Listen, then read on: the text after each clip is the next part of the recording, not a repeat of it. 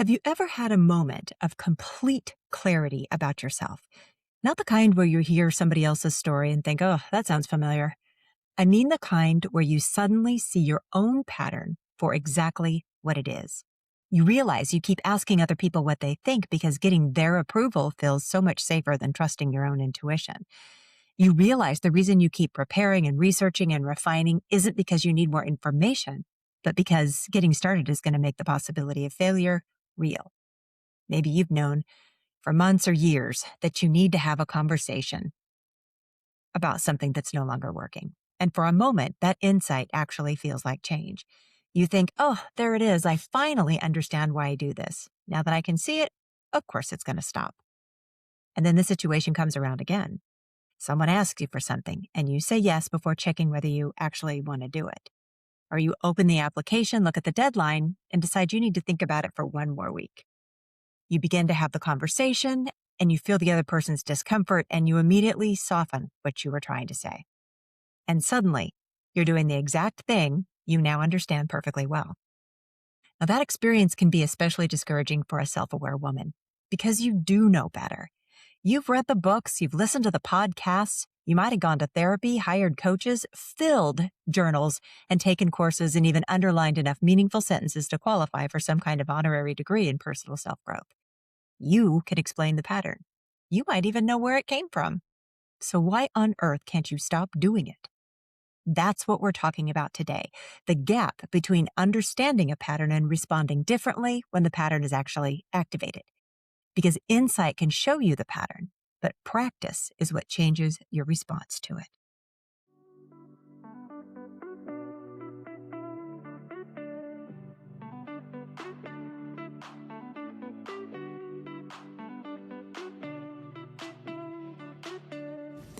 Welcome to How to Lose the Weight, the podcast for women ready to stop waiting for someday and live life now. I'm your host, Holly Toscanini, and I'm here to help you break free from perfectionism, self-doubt, and the someday mindset. Together, we'll dive into real conversations about self-trust, empowerment, and living authentically. If you're ready to reconnect with your intuition and step into your power, you're in the right place. Let's lose the weight and start living fully right now. Welcome back to How to Lose the Weight. I'm Holly Toscanini. Over the last 12 weeks, we have talked about recognizing your waiting patterns, reconnecting with yourself, moving before you feel completely ready, and building self-trust through evidence. And that is important work. But there's a moment that comes after the insight, after the podcast episode, after the journal entry, and after the very sincere promise that next time is going to be different. Real life happens.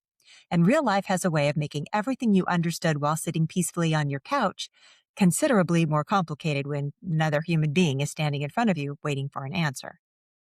Today, I want to talk about what's happening in that moment, not why you develop the pattern, not what the pattern says about your childhood, your personality, your attachment style, or even your astrological chart. I want to talk about the moment when you have a chance to repeat that familiar response or practice a different one. Let's begin by giving insight the credit it deserves, because insight matters. You can't interrupt a pattern you can't see. But before you recognize the pattern, you may have believed you were simply indecisive. Now you can see that you keep reopening these decisions because you're waiting for certainty. You might have believed you were unusually accommodating, and now you can see that you automatically agree because somebody else's disappointment feels so much more painful than your own resentment. And you may have believed you were being responsible by continuing to research, but now you see that preparation has become a socially acceptable hiding place. And that awareness is real progress.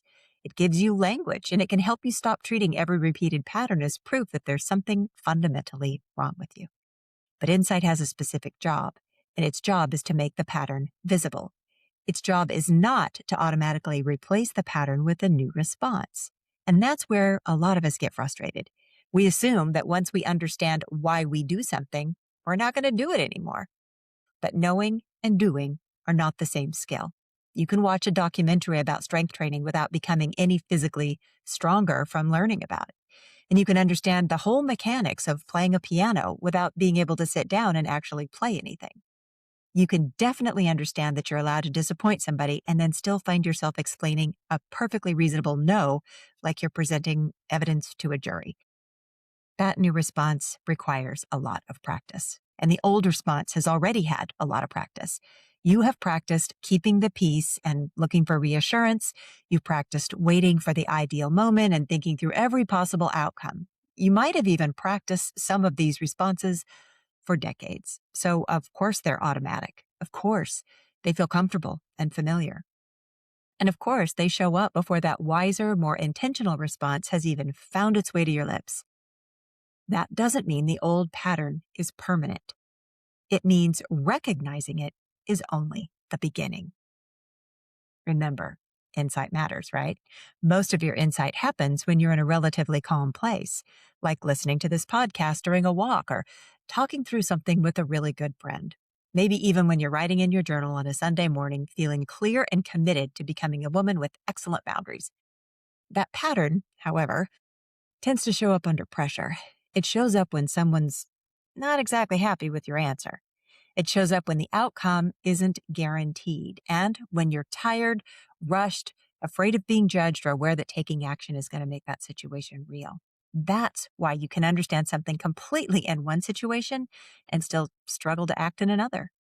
Understanding that you tend to avoid difficult conversations is different from sitting across someone whose feelings might be hurt.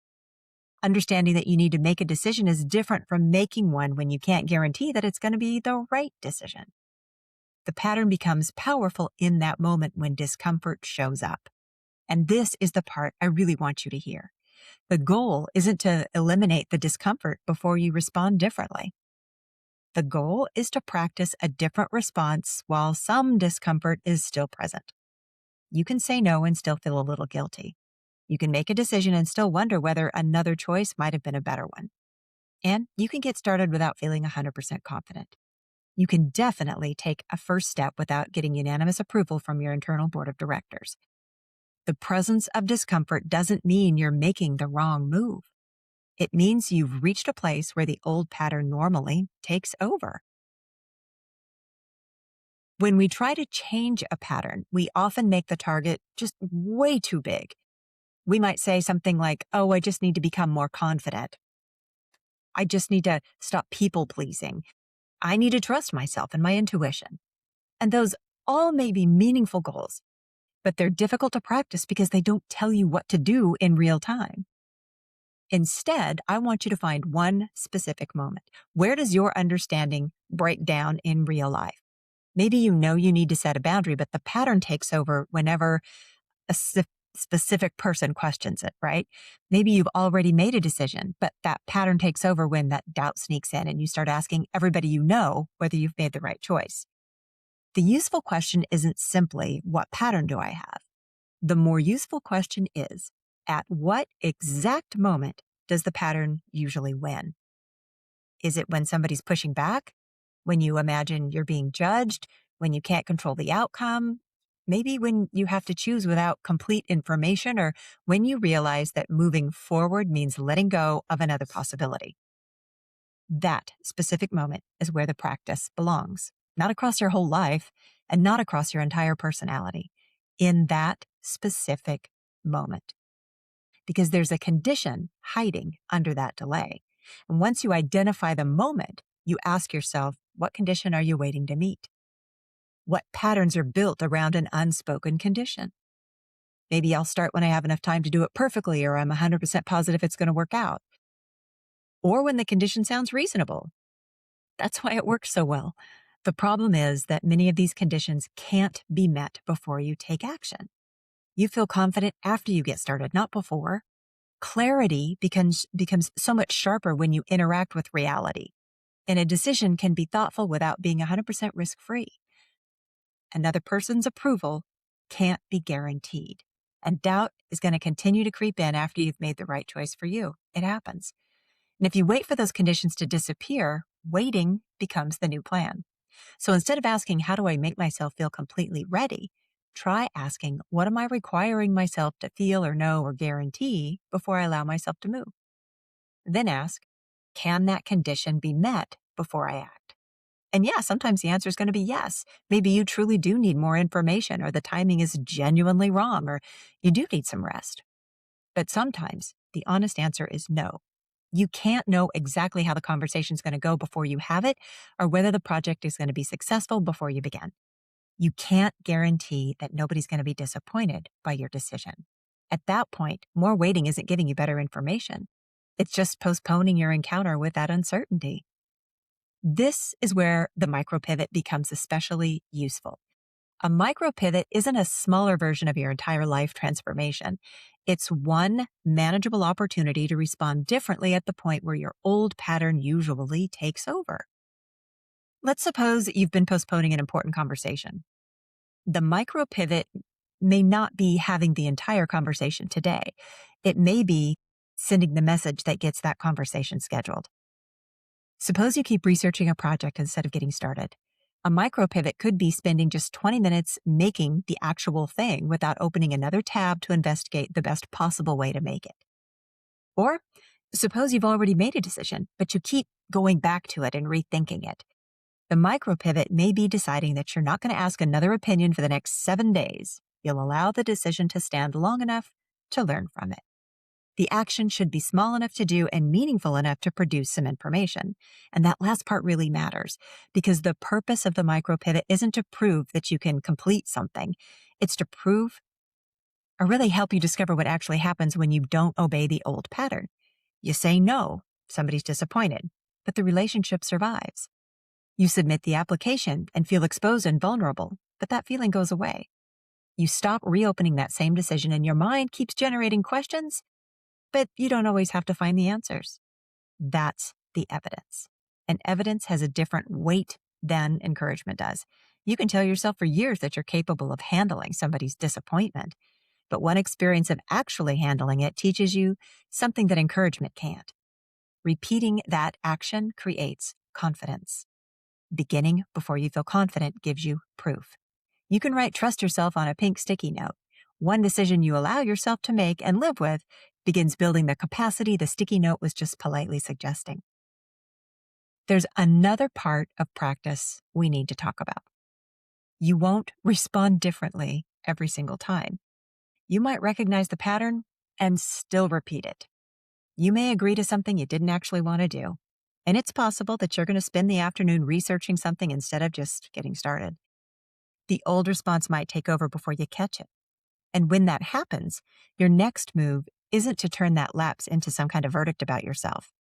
It's to become more specific. What happened? At what moment did the pattern take over? What were you feeling? What condition were you waiting to meet? Was the step too big? Were you exhausted? Did somebody push back? Did you interpret discomfort as evidence that you should stop? This isn't an opportunity to build a case against yourself. It's just information. So the practice here is, what did I intend to do? What actually happened? And what did I learn? What is the next honest move? That cycle, awareness, action, evidence, adjustment, is how an insight becomes something you can actually use, not something you merely understand. So here is the question I want you to sit with this week. What do you understand about yourself that you're still struggling to act on? Don't search for the most impressive answer here. Just choose the one that came to your mind first. What is the decision you know you need to make? What's the conversation you know you need to have? What's the step you keep saying you're going to take when you feel more certain or calm or ready or confident or clear or whatever? Then answer these 3 questions. First, where does my understanding break down in real life? Second, what am I requiring myself to feel or know or guarantee before I move? And third, what's one small but honest action I can take without waiting for that condition to be met? Then take the action and pay attention. Not just to whether it went well, but pay attention to what you learned from this experience. What were you afraid would happen, happened? What actually happened? What did you discover you can tolerate? What information became available only after you made the move? That's how practice begins. Because remember, insight matters. It gives you a way to see what's been happening. But insight isn't the finish line. At some point, that lesson needs somewhere to land. One decision, one conversation, setting just one boundary, making a new beginning. Maybe it's a small promise you keep, even though part of you is still pretty unsure. You don't necessarily need another explanation of why you wait. You may need one opportunity to notice the moment when waiting takes over and practice a different response. Now, before we finish, I'd like to hear from you. What is one thing you already understand you need to do, but you're still not doing it? You don't need to give me the whole backstory, just one sentence is enough. I know I need to fill in the blank, but I keep waiting because fill in the blank. Leave me a comment or send me a DM on Instagram at Holly Toscanini. I read every single response. Now, I won't share your name or personal details, but the patterns you tell me about are going to help shape the conversations we have here over the next several episodes. Because I don't want to spend the next few months giving you more sophisticated explanations of problems you already understand. I want us to talk about where the waiting is happening in your actual life and what might help you make the next honest move. Next week, we're talking about the difference between working on yourself and working with yourself, because you can spend years treating yourself as an ongoing improvement project and still struggle to trust yourself when a real decision needs to be made. We'll talk about what changes when the goal is no longer managing yourself into becoming somebody better, but to understand how to work with the woman who's already here. I'll see you next time. Bye for now. Thank you for tuning in to How to Lose the Weight. If you enjoyed today's episode, be sure to subscribe so you never miss a conversation. And if you found value in this episode, I'd love it if you could leave a review. It really helps the show reach more women like you who are ready to step into their power. For more insights and inspiration, follow me on Instagram at Holly Toscanini or visit hollytoscanini.com. Until next time, remember, stop waiting and start living.